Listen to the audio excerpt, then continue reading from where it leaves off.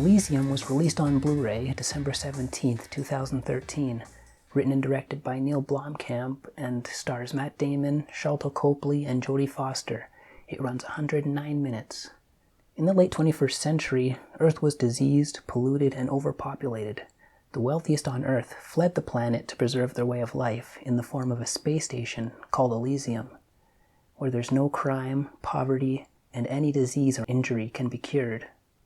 The story takes place in Los Angeles in the year 2154, and Max, our protagonist, played by Matt Damon, is a former gangster trying to go straight.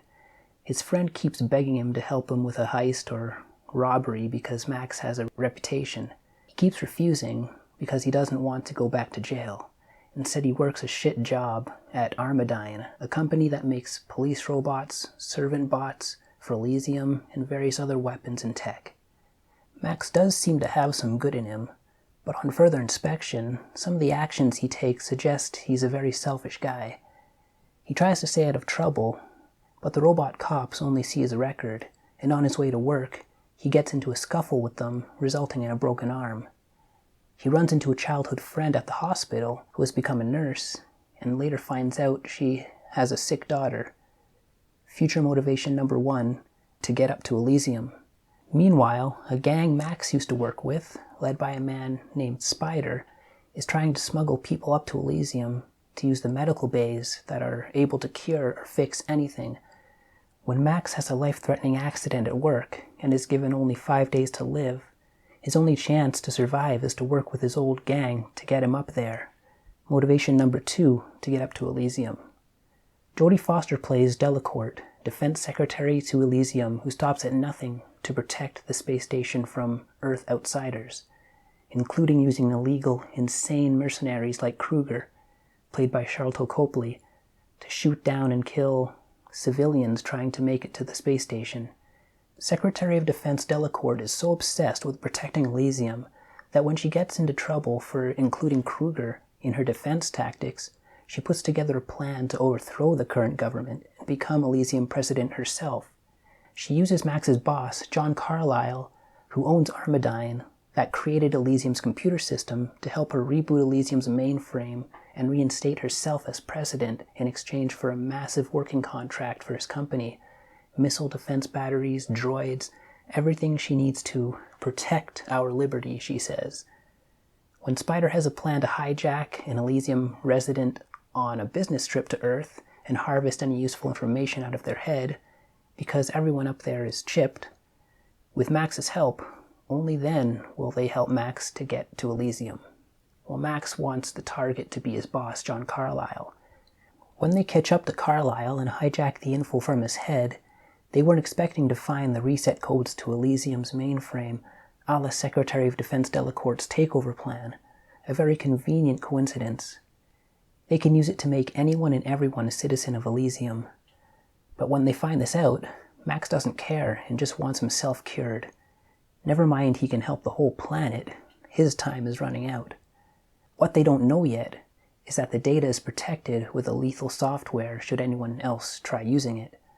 Things change when he, Frey, her daughter, and Spider all end up on Elysium together. They reset Elysium, help a ship down to Earth, and anyone on Earth is accepted as a citizen. Let's get the beefs out of the way. I know being a former thief and given only 5 days to live doesn't help, but one thing I realized about Max is how selfish he is. He takes the hijacked info for himself, and it's only by coincidence that Frey and her daughter were kidnapped by Kruger and brought up to Elysium. And lucky Elysium airspace was open long enough for Spider to get through.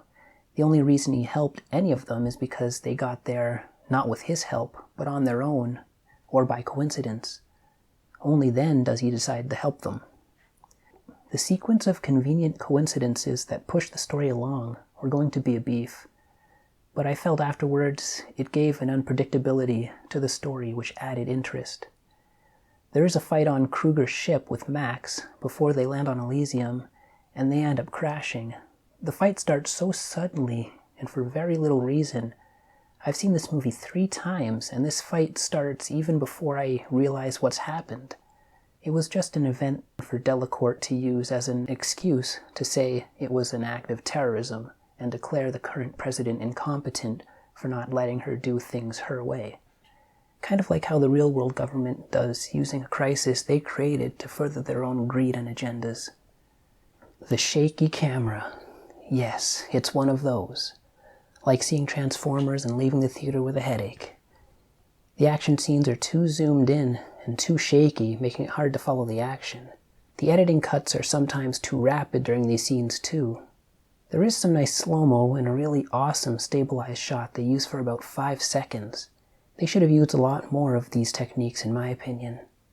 Jodie Foster as Secretary of Defense Delacourt played an appropriate evil villain, but the accent she puts on is a bit off. Sometimes it might be British, then it sounds French, and then during mid-sentence it's North American. It was noticeable, but didn't bother me too much. I was listening to what she was saying, not how she was saying it. I happened to stumble on 2 typos in the subtitles from a character named Sandro, one of which I can't repeat due to language, but the first happens in a scene before they install Max's exosuit. He distinctly says, "We're gonna cut you up good, homie," but the subtitle reads, "We're gonna cut you a good one." Has this happened to anyone? Have you ever noticed typos in subtitles before? Let me know. The movie has an overall serious tone, from Max's childhood flashbacks dreaming of making it to Elysium, to the condition of Earth and its people, to the elitist attitude of Elysium. I also love the director's depiction of the near-future dystopian Earth. He doesn't pull any punches about how grim things could get, and how eerily similar situations in this film are relatable to the real world. Things like poverty, sickness, workplace safety, and government corruption. The cinematography is quite bold. The stark contrast between the wasted Earth and pristine futuristic Elysium provides much visual interest in its presentation. The special effects are incredible, like in all of Neill Blomkamps' films, and are seamless in most instances, particularly on Earth, where there are more realistic assets in the picture. The sci-fi tech showcased here is always fun in his films.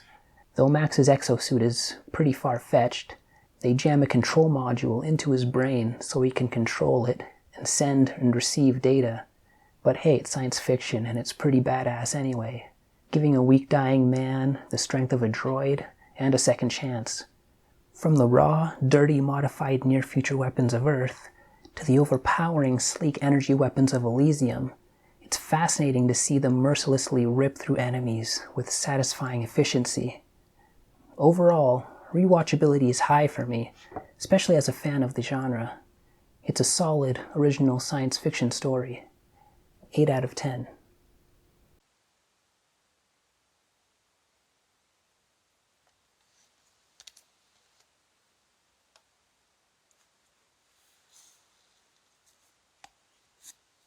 In the year 2154, 2 classes of people exist, the very wealthy, who live on a pristine man-made space station called Elysium, and the rest, who live on an overpopulated, ruined Earth. Secretary Delacourt, Jodie Foster, will stop at nothing to preserve the luxurious lifestyle of the citizens of Elysium. But that doesn't stop the people of Earth from trying to get in by any means they can. Matt Damon, agrees to take on a life-threatening mission, one that could bring equality to these polarized worlds. And Richard Roper of the Chicago Sun-Times says, one of the most entertaining action films of the year. Special features. Collaboration, crafting the performances in Elysium. Interviews with the director, producers, actors about casting, getting them together, working together on the performances. Engineering utopia, creating a society in the sky. That's about the design of the space station.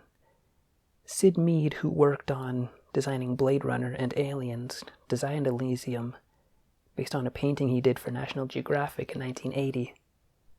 Extended scene, that's of Kruger waking up after using one of the med bays. Visions of 2154, an interactive exploration of the art and design of Elysium.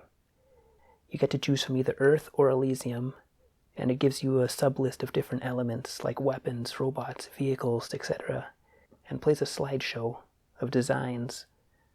sometimes video of raw footage, wiping to basic effects, to post effects, to final shot. The journey to Elysium, envisioning Elysium. How the director got the idea for the film and designing process, and location scouting, capturing Elysium, behind the scenes shooting process, enhancing Elysium, post-production process, editing, sound, and music design. In support of story, the visual effects of Elysium. A fascinating look at how certain visual effect shots were made. The technology of 2154. Ideas behind the tech. Showcasing the practically built weapons, exosuits, and androids.